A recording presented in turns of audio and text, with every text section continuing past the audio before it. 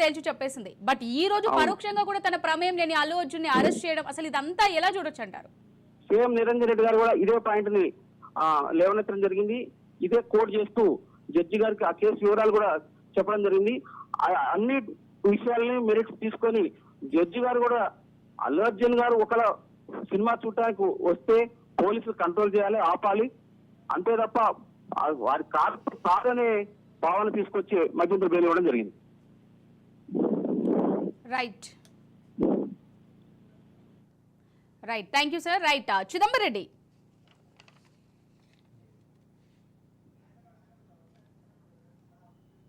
Right నిమిషానికో twist, క్షణానికో update, ట్విస్ట్ల మీద ట్విస్ట్లు, సస్పెన్స్ టిర్రలా కనిపిస్తోంది అల్లు అర్జున్ అరెస్ట్ వ్యవహారం.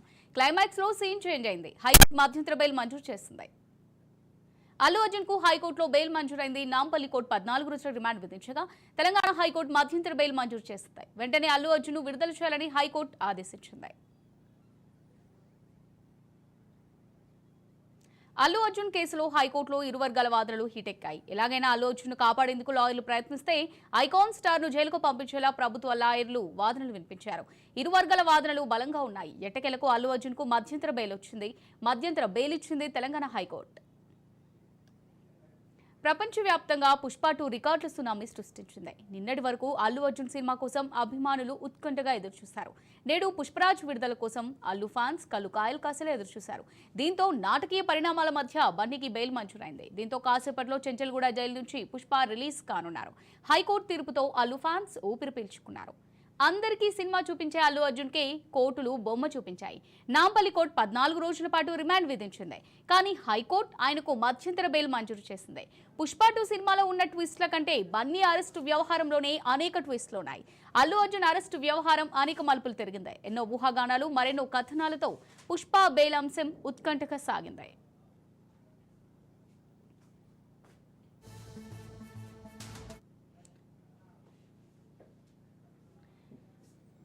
రైట్, ఇక ఇదే అంశానికి సంబంధించి మరిన్ని డీటెయిల్స్ మా ప్రతినిధి చిదంబర్ లైవ్ ద్వారా అందిస్తారు. రైట్ చిదంబర్.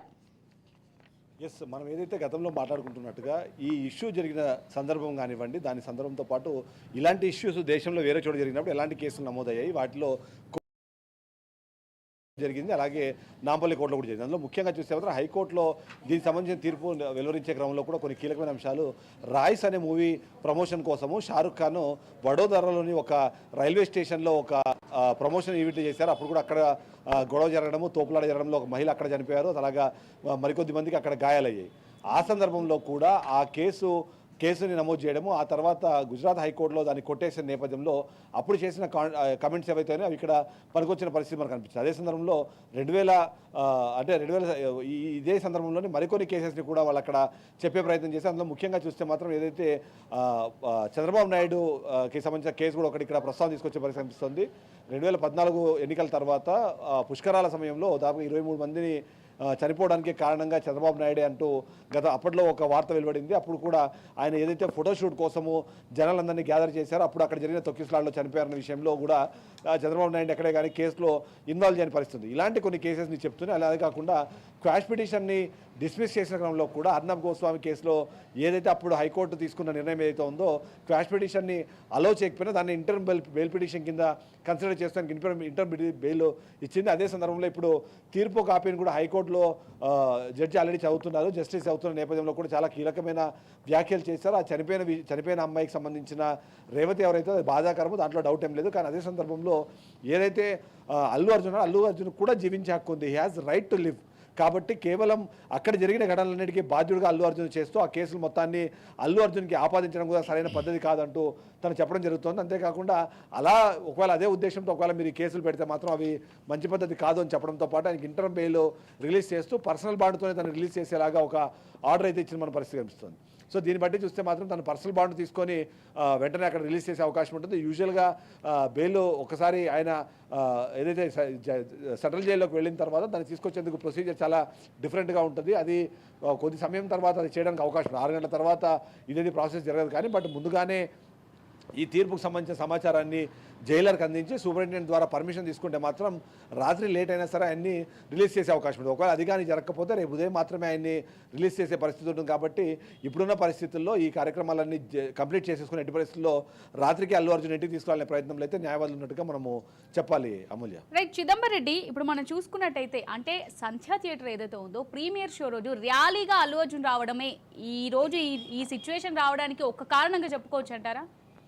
అంటే ఆ రోజు ర్యాలీకి సంబంధించి ఇవాళ అక్కడ మెన్షన్ లేదు. కేవలం ఆ తొక్కిసలాట జరగడానికి పుష్ప రిలీజ్కి సంబంధించిన ఎవరైతే మెయిన్ ఇంపార్టెంట్ క్యారెక్టర్స్ ఉన్నారో వాళ్ళందరూ వస్తున్నారని ముందుగానే ప్రకటించడము, ఆ ప్రకటనకు అనుగుణంగానే అక్కడ వేలాదిగా ఫ్యాన్స్ కానివ్వండి లేకపోతే సాధారణ ప్రేక్షకులు కానీ తరలి రావడము. అంతేకాకుండా ఆ రోజు 9:30కి ఒక ప్రీమియర్ షో వేస్తున్నారు. ప్రీమియర్ షోకి సంబంధించి అక్కడ ఎవరైతే టికెట్లు కొన్నారో వాళ్ళు కూడా రావడం, వీళ్ళందరినీ కంట్రోల్ చేసే క్రమంలోనే ఈ స్టాంపేడ్ జరిగింది అన్న దాన్ని కన్ఫర్మ్ చేస్తున్నారు. అంతేకాకుండా ఇది జరగడానికి కారణంగా అల్లు అర్జున్ ఒకవేళ ఆ రోజు రావద్దు అంటూ మేము ఆల్రెడీ అప్పటికే సంధ్యా థియేటర్ యాజమాన్యానికి మేము చెప్పాము. అంతేకాకుండా ఆ ప్రీమియర్ షో ఏదైతే ఉందో అది కేవలము సినిమా వాళ్ళకి ఏదైతే ప్రేక్షకులు ఉన్నారో వాళ్ళకి మాత్రమే వేయండి, ఆ సెలబ్రిటీలు కానివ్వండి విఐపీలను కానీ అలో చేయొద్దు అంటూ పోలీసులు మేము సమాచారం ఇచ్చాము. దాన్ని పెడచెవిన పెట్టి అల్లు అర్జున్ వచ్చారు. అల్లు అర్జున్ రావడం వల్లనే అంతమంది ఎక్కువ మంది అక్కడ గ్యాదర్ అయ్యారు. ఆ క్రమంలోనే ఆ తోపులాట జరిగింది. అందులో కారణంగానే ఒకరు చనిపోవడం, ఇంకొకరు ప్రాణాపాయ స్థితిలో ఉన్నారు అన్నదాన్ని విశ్లేషించే ప్రయత్నం ఓవైపు పోలీసులు చేశారు.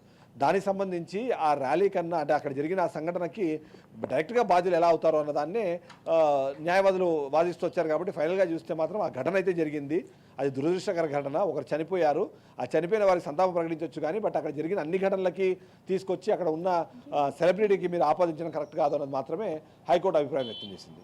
సో ఓవరాల్గా ఏం చెప్తారు చిదంబర్ రెడ్డి ఇష్యూకి సంబంధించి? ఈ ఇష్యూకి సంబంధించి చూస్తే మాత్రం ప్రతి లెవెల్లోనూ ఫ్లాస్ అయితే కనిపిస్తున్నాయి. దానికి తోడు అందరూ భావిస్తున్నట్టుగా కొంతమంది అనుకుంటున్నట్టుగా సంచలనానికి ఏమైనా ప్రయత్నం జరిగిందన్న ఒక అనుమానం కూడా చాలామందిలో ఉంది. ఎందుకంటే A11 సంబంధించిన వ్యక్తిని, అది ఒక సెలబ్రిటీని అర్జెంటుగా అరెస్ట్ చేసి రిమాండ్ పంపించాల్సిన అవసరం అయితే ఏమీ లేదు. కానీ దానికి ఎందుకు పాల్పడింది రాష్ట్ర ప్రభుత్వము, పోలీసులు ఎందుకు అంత అత్యుత్సాహం ప్రదర్శించారు అన్నది ఒక ప్రశ్న అయితే కనిపిస్తుంది. దాంట్లో ఈ మొత్తం ఏదైతే ఉందో విషయంలో 5వ తారీఖున ఈ ఎఫ్ఐఆర్ అయినప్పుడు దీని క్వాష్కి కానివ్వండి లేకపోతే దీంట్లో తదుపరి చర్యలు లేకుండా ఉండడానికి అల్లు అర్జున్ కూడా ప్రయత్నించే అవకాశం ఉన్న ఆయన ఎందుకు ఆ పరిస్థితులను ఉపయోగించుకోలేదు, ఆ ఫెసిలిటీస్ని ఎందుకు ఉపయోగించుకోలేదు అన్నది మరొక క్వశ్చన్ కూడా అక్కడ వెలువడుతుంది. ఇక పుష్ప 2కి సంబంధించి ఆ సినిమా సూపర్ హిట్ అయిన నేపథ్యంలో దేశవ్యాప్తంగా దీని మీద చర్చ జరుగుతుంది. ఆ చర్చ జరిగే క్రమంలో తెలుగు ఇండస్ట్రీ, సౌత్ ఇండియా ఇండస్ట్రీకి సంబంధించి ప్రపంచవ్యాప్తంగా ఒక పాజిటివ్ వైబ్స్ అన్నది క్రియేట్ చేయడంలో పుష్ప 2 సక్సెస్ అయిన నేపథ్యంలో ఇలా అరెస్ట్ అనే విషయము, అరెస్ట్ చేసే క్రమంలో జరిగిన పరిణామాలన్నింటినీ ఒకవేళ ప్రపంచవ్యాప్తంగా చర్చించుకుంటే మాత్రం తెలంగాణ రాష్ట్రానికి కూడా ఒక నెగిటివ్ ఇంప్రెషనే క్రియేట్ అవుతుందని చెప్పొచ్చు. ఎందుకంటే ఇక్కడ శాంతి భద్రతలు కానివ్వండి లేకపోతే ఇక్కడ పోలీసులు వ్యవహరించే తీరుపైన కూడా విమర్శలు వెలువడే అవకాశం ఉంది. సో ఓవరాల్గా చూస్తే మాత్రం ఇది ఖచ్చితంగా దురదృష్టమైన ఘటన. అందులో ఒక మహిళ చనిపోవడం అనేది ఖచ్చితంగా ఎవరూ ఆక్షేపించేది కాదు. బట్ అదే సందర్భంలో ఆ ఘటనకి బాధ్యులు చేస్తూ ఒక సెన్సేషన్ కోసము ఏదైతే అల్లు అర్జున్ అరెస్ట్ చేశారో అదైతే కరెక్ట్ కాదు అన్నదైతే మనం ఖచ్చితంగా చెప్పాల్సిన అవసరం మనకు అనిపిస్తుంది. అమూల్య. Thank you Chidambar.